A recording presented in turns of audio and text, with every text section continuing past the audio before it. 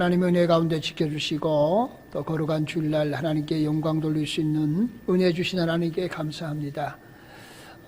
지난 주간에 제가 이제 성지순례 때문에 교회를 비웠습니다.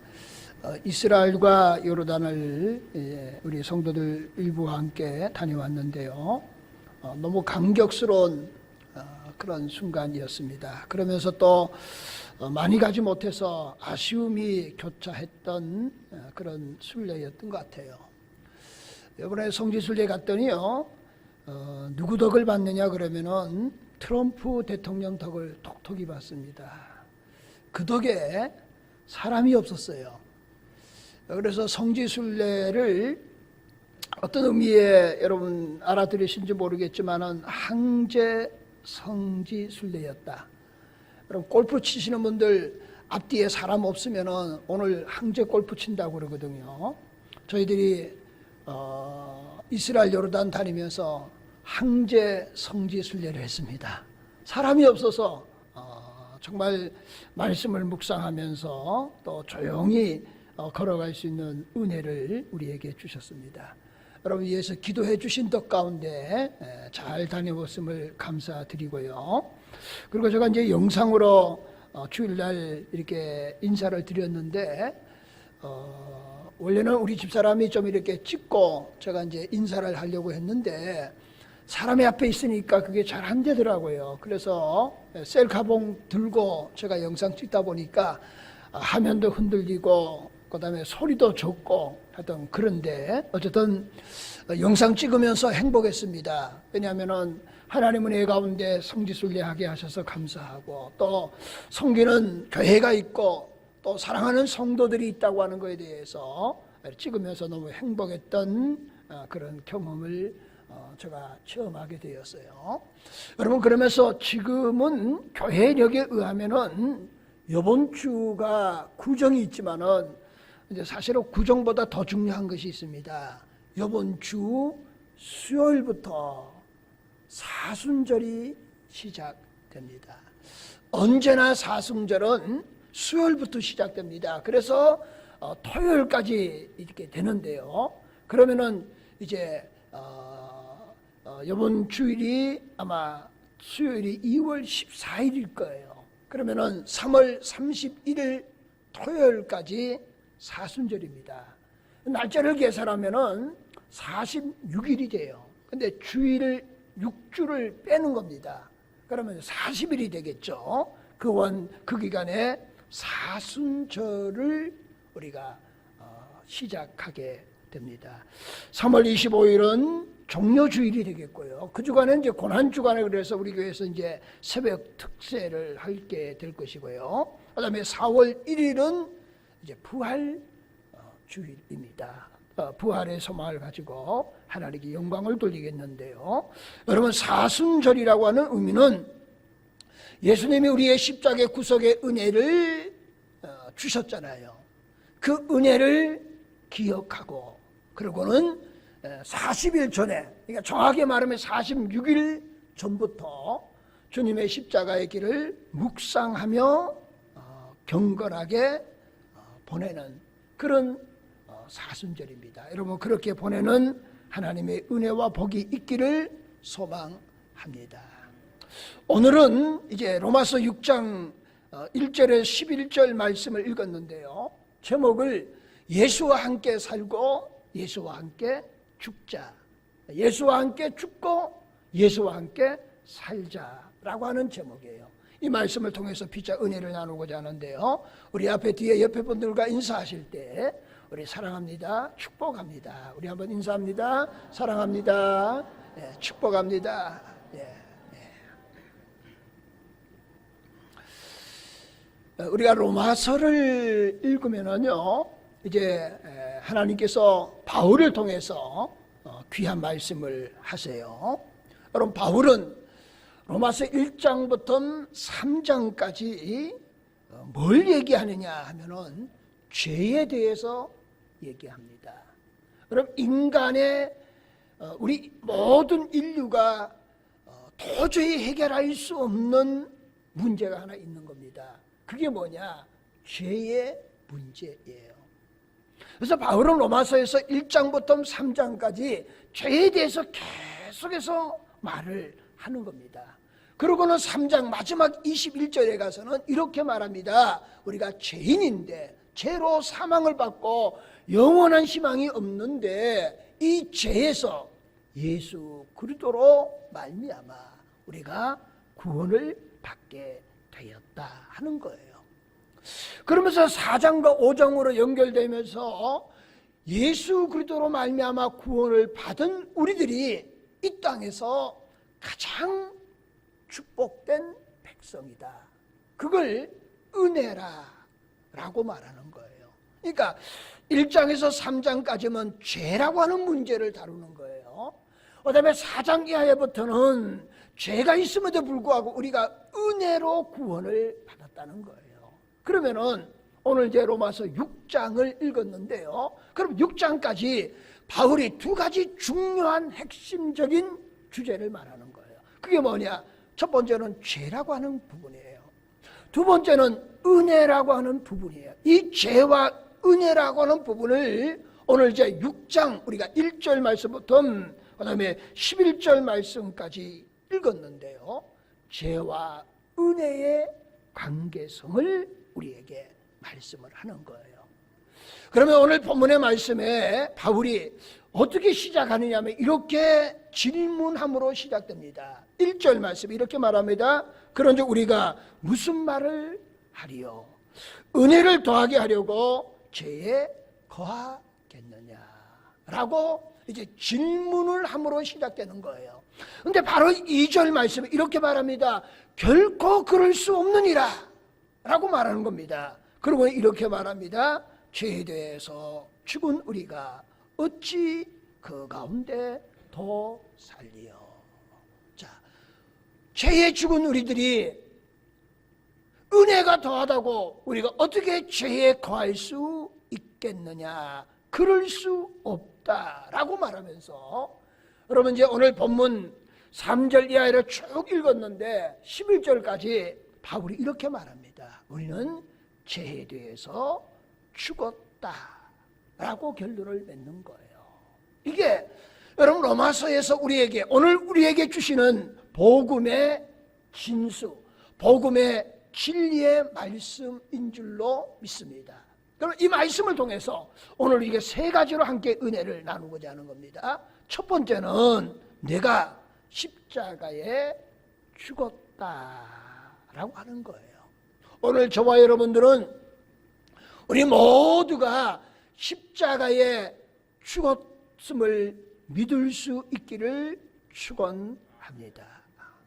우리가 예수 그리스도의 은혜로 구원을 받은 거예요. 구원한 하나님 백성은 더 이상 죄를 짓지 말아야 될 이유가 있는 겁니다. 그건 저와 여러분이 하나님의 자녀가 된 겁니다. 두 번째는 우리가 죄에 대해서 죽었기 때문입니다. 이걸 문법적으로 말한다고 하면 이런 겁니다. 부정, 과거, 동사예요. 이걸 정확히 말하면 이런 겁니다.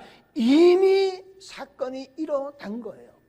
이 일어난 사건을 되돌릴 수 없는 겁니다. 번복할 수 없는 사건이다라고 하는 의미가 있는 거예요. 그러니까 죄에 죽은 사실은 이거는 누구도 번복할 수 없다는 거예요. 이미 그 사건이 이루어진 거예요. 그러니까 누구도 번복할 수가 없다는 겁니다. 그런 의미에서 죽었다고 하는 것은 이런 의미예요. 여러분 죄에서 우리가 점차적으로 죽어가고 있다는 것도 아니고 피나는 노력과 기도로 죄에 대해서 싸워야 된다는 의미도 아니고 우리가 죄에 대해서 어떻게 해볼 겨를 없이 아무도 모르게 우리도 모르는 사이에 과거에 누군가 이 죄의 문제를 해결해 주셨다 그런 의미예요. 그게 예수 그리스도의 십자가의 구속의 은혜인 줄로 믿습니다. 이걸 본문을 조금 더 살펴보면은요. 자, 본문의 말씀에 4절에 이렇게 말합니다. 그러므로 우리가 그의 죽으심을 합하여 세를 받음으로 그와 함께 장사되었나니. 그 장사되었다는 얘기는 뭐예요? 죽었다는 얘기죠. 8절 말씀에 이렇게 말합니다. 만약 우리가 그리스도와 함께 죽었으면 또한 그와 함께 살 줄을 믿노라. 죽었으면 죽었다는 얘기 아니겠습니까? 본문 11절 말씀에 이렇게 말해, 이와 같이 너희도 너희 자신을 죄에 대하여 죽은 자요. 계속해서 본문 말씀에 바울은 우리가 죄에 대해서 죽었다는 거예요. 그러면은 로마서에만 그렇게 말하느냐? 아니라는 거예요. 여러분, 갈라디아서 2장 19절에도 내가 율법으로 말미암아 율법에 대하여 죽었나니, 골로새서 2장 20절 말씀에도 너희가 세상의 초등학문에서 그리스도와 함께 죽었거든 라고 말하는 거예요. 골로새서 3장 3절 말씀에도 이미 너희가 죽었고, 그리고 디모데후서 2장 11절 말씀에 미쁘다 이 말이여 우리가 주와 함께 죽었으면 또한 함께 살 것이요. 그러니까 성경이 바울을 통해서 우리에게 말하는 겁니다. 너희들은 십자가에 죽었다, 죄에 대해서 죽었다라고 성경은 우리에게 말씀하고 있다 하는 거예요. 여러분, 초대교회 수도원의 어떤 수도사가 이렇게 말했답니다. 나는 죽었다, 나는 세상에 대해서 죽었노라 라고 말하고 다녔다는 겁니다. 그랬더니 그 수도원에 이제 연세 많으신 분이 그 젊은이를 불러놓고 이렇게 말을 했답니다. 형제여, 그대의 육신이 떠나기까지는 너무 자신만만하지 마십시오. 형제여, 그대는 죽었다고 말하고 다니지만 아직 사탄은 죽지 않았어 라고 말했다는 겁니다. 여러분, 성경은 우리가 십자가에 죽었다, 죄에 대해서 죽었다 말하는데 실상은 우리가 그렇지 않다는 거예요. 육체가 살아있는 동안에 여러분, 사탄이 죽지 않은 거예요. 그래서 우리를 유혹하고 우리를 넘어뜨리는 수없는 일들이 있습니다. 그럼에도 불구하고 성경은 말하는 거예요. 너는 죽었다는 거예요. 나는 아직도 살아있는데, 죄성이 그대로 있는데, 나쁜 감정이라든가 양심이라든가 행실들이 아직도 변화되지 않는 상태로 그대로 있는데 말입니다. 혹 모르죠? 어제 부부싸움 대판했는데, 그런데 성경은 죽었다는 거예요. 아직 나는 죄성에 사로잡혀 있는데, 욕망 가운데 사로잡혀 있는데 성경은 그렇게 말하는 거예요. 그렇다고 한다면은 현실과 경험과 무관하게 하나님의 선언의 말씀은 진리의 말씀인 줄로 믿습니다. 그러니까 선뜻 이해되지 않을지라도 여러분, 성경에 죽었다 그러면은 죽은 거예요. 살았다 그러면은 살은 줄로 믿습니다. 그러면 그걸 어떻게 우리가 오늘 본문의 말씀을 이해해야 할 것인가 하는 겁니다. 여러분, 여전히 우리가 죄 가운데 있습니다. 죄의 영향 아래 있는 거예요. 그런데 보세요. 과거에는 우리가 어떻게 있었냐 그러면은 죄의 종이 된 겁니다. 사탄의 종이 된 거예요. 그 죄로부터 우리는 해결함을 받지는 못하고 그 죄의 문제를 해결할 수도 없는 인류의 최대의 고민거리를 가지고 있었던 거예요. 그런데 예수 그리스도께서 십자가에서 우리의 죄의 대가를 지불해 주신 줄로 믿습니다. 그 예수님이 십자가의 죄의 대가를 지불하는 순간에 우리도 우리의 모든 죄가 함께 지불된 거예요. 예수님이 죽을 때에 우리도 죽은 겁니다.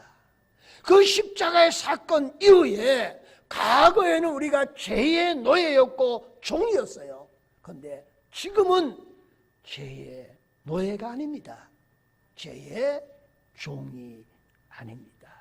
비록 우리가 연약하고 부족하여서 죄를 범할지라도 죄가 우리를 다스리거나 우리를 지배하거나 우리를 정복할 수 없다는 겁니다. 왜냐하면은 예수 그리스도께서 십자가에서 우리의 죄의 대가를 지불해 주심으로 통해서 그 대가를 이미 지불해 준 거예요. 그리고 죄와 사망을 이기시고 살아나신 줄로 믿습니다.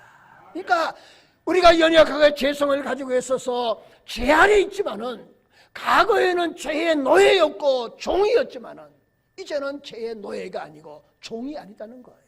죄 아래 있음에도 불구하고, 그럼에도 불구하고 우리에는 죄의 지배로부터, 세력으로부터 우리가 자유함을 받은 하나님의 백성이 된 줄로 믿습니다.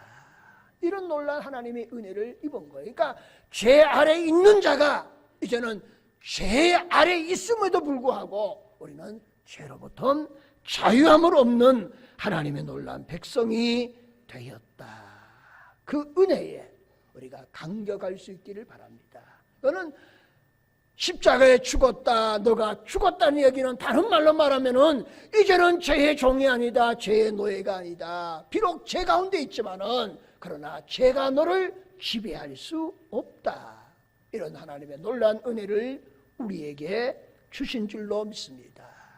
두 번째는 정말 바울이 로마서를 통해 우리에게 귀한 말씀을 하는 거예요. 너가 죽었다, 십자가에 죽었다. 근데 두 번째는, 그런데 너만 죽은 것이 아니라 예수와 함께 죽었다 하시는 말씀이에요. 오늘 보면 로마서 6장 6절 말씀에 이렇게 말합니다. 우리가 알거니와 우리의 옛사람이 예수와 함께 십자가에 못 박힌 것은 누구와 함께예요? 예수와 함께라고 하는 거예요. 8절 말씀에 이렇게 말하면 만약 우리가 그리스도와 함께 죽었으면 그리스도와 함께 살 줄을 믿노라. 죽었는데 누구와 함께 죽었느냐? 예수와 함께 죽었다는 거예요. 그런데 이 말씀도 사실은 이해하기가 어려워요. 선뜻 이해할 수 없습니다. 예수와 함께 죽었다. 여러분, 예수님은 2000년 전의 사람입니다. 예수님은 우리나라 사람이 아니에요. 이스라엘 사람입니다. 그런데 내가 지금 이 시대에 사는 2018년도에 이 시대에 사는데 예수님은 2000년 전에, 그것도 이스라엘 나라에서 일어난 사건인데 예수와 함께 내가 죽었다. 이게 여러분 이해가 갈 수 있는 문제이냐, 그런 거예요. 여러분, 그럼에도 불구하고 우리는 이런 믿음을 가져야 됩니다. 성경이 그렇다고 그러면은 그런 줄로 믿습니다. 예수와 함께 죽었다는 거예요. 여러분, 갈라디아서 2장 20절 말씀에 이렇게 말합니다. 내가 그리스도와 함께 십자가에 못 박혔나니, 그렇게 말하는 거예요. 그러면은 함께 십자가에 못 박혔다라고 하는 이 함께라고 하는 단어의 의미를 우리가 한번 생각해 봐야 될 것 같아요. 아마도 이 말씀은 이런 겁니다. 시간과 아니면 공간에 같이 있다는 뜻이 아니라는 거예요. 이거는 신비한 연합을 의미하고 있는 겁니다. 이걸 이렇게 말하고 싶어요. 보이지 않는 영적 연결이라고 하는 의미가 있다는 거예요. 여러분, 한번 동식물을 한번 생각해 볼까요? 그 가운데 나무, 여러분 열리지 나무라고 하는 거 아시죠? 뿌리는 다르지만은 하나의 몸이 된 나무들이 있습니다. 그래서 부부가 정말 오손도손 잘 살면은 사랑하는 모습을 보고 뭐라고 그럽니까? 열리지 사랑이라, 그렇게 말하는 거예요. 이게 연합의 신비이다고 말할 수 있어요. 여러분, 옛날 어른은 다 알지만은 감나무가 감이 아주 주렁주렁 열렸습니다. 근데 그 감나무의 뿌리는 뭘까요? 고염나무입니다. 고염나무에 감나무를 접붙인 거예요. 그래서 그게 하나가 된 거예요. 그게 연합의 신비와 같다는 겁니다. 여러분, 바다를 한번 생각해 봅시다. 우리 서해안을 한번 생각해 봅시다. 서해안에 보면은 수많은 강의 물들이 흘러서 서해에 들어와서 바다가 되는 겁니다. 여러분, 우리나라 강들이 남북과를 합하면은 서해로 흐르는 강이 대동강이 그리 흐르는 것 같아요. 그 다음에 한강, 그 다음에 금강, 그 다음에 이제 저 전라도 쪽으로 내려오면은 영산강. 그게 어디로 흐르는 겁니까? 서해로 흐르는 거예요. 근데 그 바다에, 서해 바다는 우리나라 강만 흐르는 거 아니죠. 중국에 있는 강도 흐르는 겁니다. 항어강도 흐르고 양자강도 흐르는 겁니다. 그래서 서해 바다가 이룬 거예요. 근데 하나가 된 다음에 여러분, 그 물을 놓고 어디 한강물이 어디고 중국에서 흐른 물이 어디냐 나누지 않는 거예요. 바다에. 하나가 되었다는 거예요. 조금 설명이 부족하면은 여러분 세월호 사건 아시죠? 세월호 사건이 일어나고 3년 만에 여러분 그 선체를 인양했습니다. 여러분 인양할 때에 온 국민의 가슴을 울렸던 거 아시지 않습니까? 너무나 참혹한 거 아니에요? 거기에 수없는 아이들이 죽음에 대해서 다 우리의 책임이라 생각하면서 가슴을 울린 겁니다. 그러니까 세월호라고 하는 그 사건은 결국은 뭐예요? 보이지 않는 연결선이 있었다는 겁니다. 그리고 온 국민들이 뭐가 된 겁니까? 함께 하나가 되었다는 거예요. 그러니까 함께라고 하는 것, 하나로 가는 것은 꼭 공간적인 시간적인 개념만 있는 것은 결코 아니다는 사실을 우리가 보게 되는 겁니다. 여러분 영상에 제가 좀 인사했는데요, 갈릴리 바다를 보면서 인사했는데요, 그 가운데도 제가 언급했습니다. 여러분 우리 교우들 가운데 아프신 분들이 좀 있어요. 제가 성지순례 하면서도 마음에 와닿는 겁니다. 길을 가면서도 뭘 보면서도 제가 기도했습니다. 제가 어떤 마음으로 기도했냐면 이런 마음이 들더라고요. 저희 딸이 결혼을 했는데 이제 사실은 최근에 아이를 가졌어요. 이제 7주째가 되는 건지 그래요. 근데 우리 집사람하고 이렇게 통화하는 거 봤더니 입덧을 심해가지고 토한다고 그래요. 그 다음에 집에서 음식을 못하고 설거지해도 뭐 구토가 나고 그런다고 그러더라고요. 그래서 아빠 된 입장에서 뭐 딸하고 이렇게 수다는 못 떨지만 마음속으로 얼마나 힘들 것인가 그런 생각하면서 그게 부모 마음이 아니겠는가 그래요. 그러면서 뭔 생각을 해보면 우리 교우들과 아프신 분들이 있거든요. 이제 그런데 여러분 부모 마음 다 같잖아요. 그 가운데 이제 사랑하는 자녀가 수술실에 들어가서 기도해달라는 요청을 받은 적이 있거든요. 그럴 때 그분의 마음이 얼마나 가슴 조였을 것인가. 그게 하나예요. 여러분 자녀가 수술실에 들어갔지만은 사실은 부모도 함께 뭐에 들어간 겁니까? 수술실에 들어간 것보다 더 같은 거예요. 그게 부모의 마음이 아니에요. 그게 하나고 함께 되어졌다고는 의미가 아니겠는가 그거예요. 여러분 구약에 보면은 이런 예가 또 있습니다. 여러분 이스라엘 백성이 제사를 지내기 위해서 양을 가져오는 겁니다. 그러면은 여러분 제사 전에 양을 가져온 사람에게 안수합니다. 죄를 전가해요. 그리고 양을 잡아서 제사를 지냅니다. 근데 보세요. 죄는 누가 진 겁니까? 사람이 진 거예요. 근데 죽기는 누가 죽은 겁니까? 양이 죽은 거예요. 근데 성경은 이렇게 말하는 겁니다. 그 사람이 지은 죄의 대가를 양이 대신해서 죽은 겁니다. 근데 어떻게 본 겁니까? 그 사람과 그 양을 하나로 본 겁니다. 그 하나 된 거예요. 안수하여 그 죄를 전가하고 그 죄가 양에게 전가되었으므로 그 양이 대신 죽어줌으로 통해서 그 사람의 죄가 해결함을 받는 것이 제사 제도의 의미예요. 그게 하나 되었다, 연합되어졌다라고 하는 의미라는 거예요. 여러분 신약의 한 가지 예를 들어볼까요? 여러분 예수님이 십자가에 못 박히셨어요. 근데 원래 예수님이 십자가에 못 박힌 그 십자가에 누가 못 박혀야 되느냐? 그러면은요 바라바가 못 박혀야 됩니다. 강도요 살인자였어요. 여러분 이제 6월절이 오면은 죄수 하나를 놓아주는 간습이 있는 거예요. 여러분 빌라도가 당연히 이스라엘 백성들이 예수를 놓아달라고 할 것으로 생각한 겁니다. 그리고 빌라도를 못 박으려고 그렇게 십자가를 준비해 놓은 거예요. 그런데 군중들은 예수를 십자가에 못 박아 죽이라는 거예요. 그리고 살인 강도자를 놓아주라는 겁니다. 그를 위해서 준비했던 그 십자가에 예수님이 못 박히신 줄로 믿습니다. 그러니까 살인자여 강도와 같은 죄인된 우리들을 위해서 예수님이 십자가에서 죽으셨다는 거예요. 그 얘기는 뭡니까? 정작 사람이 죄를 범했는데 죽은 것은 양인 것처럼 정작 저와 여러분들이 죄인 되었는데 죄 없으신 예수 그리스도께서 우리의 죄를 대신하셔서 양이 죽으신 것처럼 죄의 대가를 지불하셔서 우리의 죄를 짊어지시고 십자가에 죽으셨다 하는 겁니다. 그래서 우리는 예수님이 죽으실 때에 우리는 함께 죽은 줄로 믿습니다.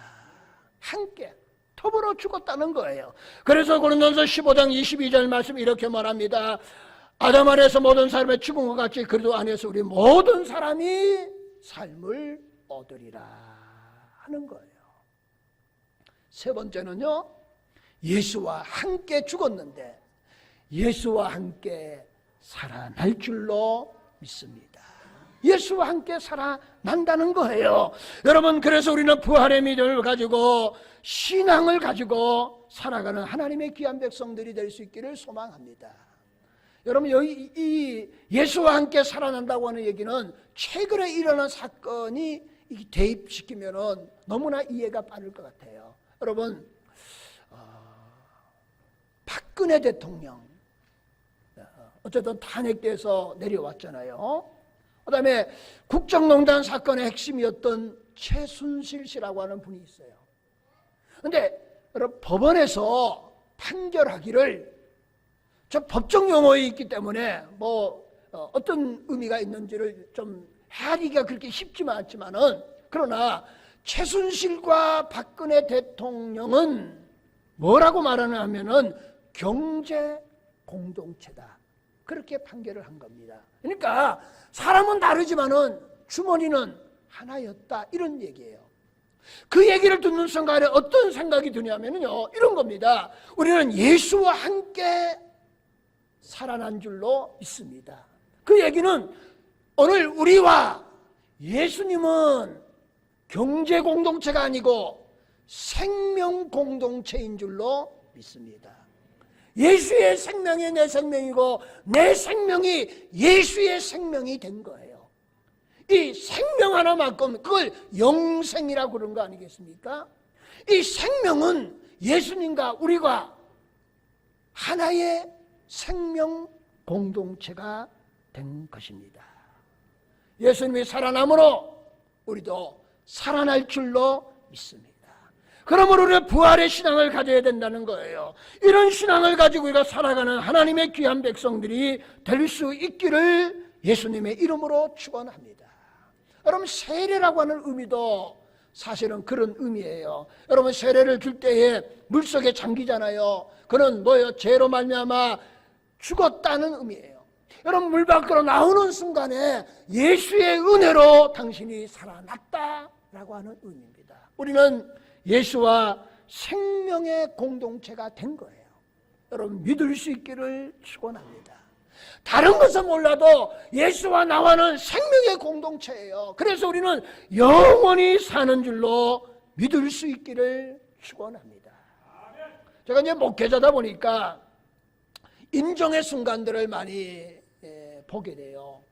요즘은 좀 시대가 변해가지고요, 옛날에는 꼭 인정할 때 목사님이 그 인정을 지켜줘야 돼요. 그래서 어떤 때는 가가지고 6시간 하루 종일 있을 때도 있습니다. 근데 요즘은 시대가 변해가지고요, 목사님이 임종할 때까지 기다렸다가 임종 순간에 임종 예배를 드리기를, 그게 소원이었거든요. 근데 요즘은 그게 부담스럽다고 그래요.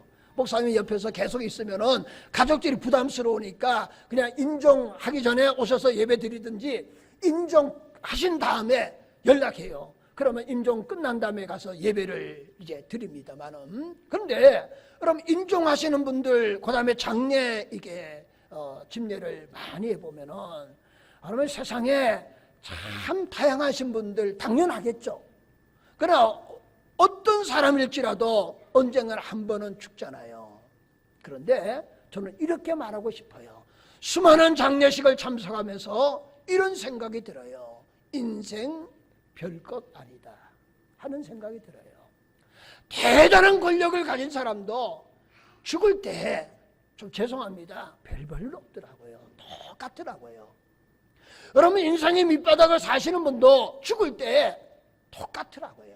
뭐 별것 없어요. 차이 없어요. 인생 별것 아닙니다.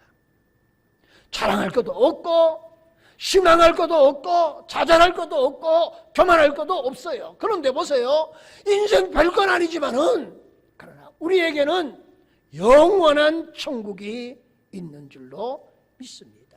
왜? 예수와 나는 생명의 공동체이기 때문인 줄로 믿습니다. 만약에 인생이 이 땅으로 끝난다고 하면 오늘 교회 나오신 분들 다 불쌍한 사람이에요. 그러잖아요. 오늘 주일날 교회 안 나오고 밖에 나가서 친구들 만나고 맛있는 음식 먹고 야외 나가서 다니면 얼마나 좋겠습니까? 근데 교회 왔는데 만약에 인생이 죽음으로 그 이유가 없다면 우리가 불쌍한 거예요. 그러나 분명히 하나님의 나라가 있는 줄로 믿습니다. 왜? 우리를 다시 살아나게 하셔서 살아난 사람들을 그냥 있게 하시겠습니까? 영원한 하나님의 나라가 우리에게 예비되어져 있는 줄로 믿습니다. 그래서 오늘 8절 말씀에 이렇게 말하는 거예요. 만일 우리가 그리스도와 함께 죽었으면 그리스도와 함께 살 줄을 믿노라. 여러분, 그리스도와 함께 다시 살 줄을 믿는 믿음이 있기를 예수님의 이름으로 축원을 드립니다. 여러분, 말씀을 이렇게 정리하고자 합니다. 예수님과 나는 생명의 공동체가 되었습니다. 예수님이 죽음으로 이제는 우리가 죄의 종이 아니에요. 죄가 나를 지배할 수 없는 겁니다. 비록 죄 가운데 있지만은 그러나 우리는 죄 아래 있는 자가 아니라 구원의 백성이 된 줄로 믿습니다. 그래서 우리는 예수와 함께 죽은 자가 된 거예요. 그리고 예수와 함께 다시 살아난 자가 된 줄로 믿습니다. 그래서 예수님과 나와는 생명의 공동체이라는 거예요. 그래서 이런 생명의 공동체 의식을 가지고 오늘도 우리는 믿음으로 한 걸음 한 걸음 나아가는 복 있는 저와 여러분이 되시기를 소망하고요. 특별히 사순절을 맞이하면서 주님이 우리를 위해서 십자가에 걸어가셨던 그 길을 묵상하시면서 경건하게 믿음으로 승리하는 그런 저와 여러분이 다 될 수 있기를 예수님의 이름으로 축원을 드립니다. 기도하시겠습니다. 은혜로우신 하나님, 우리 모두가 예수와 함께 죽고 예수와 함께 살아난 줄로 믿습니다. 예수님이 우리의 생명의 공동체가 되었음을 믿게 하시고 이 믿음을 가지고 세속에 물들지 말게 하시고 하나님 나라를 바라보며 그리고 우리가 받은 최고의 은혜와 축복을 가슴에 안고 그리고 경건하게 나아가는 우리들 되게 하여 주시옵소서. 감사하며 예수님의 이름으로 기도하옵나이다. 아멘.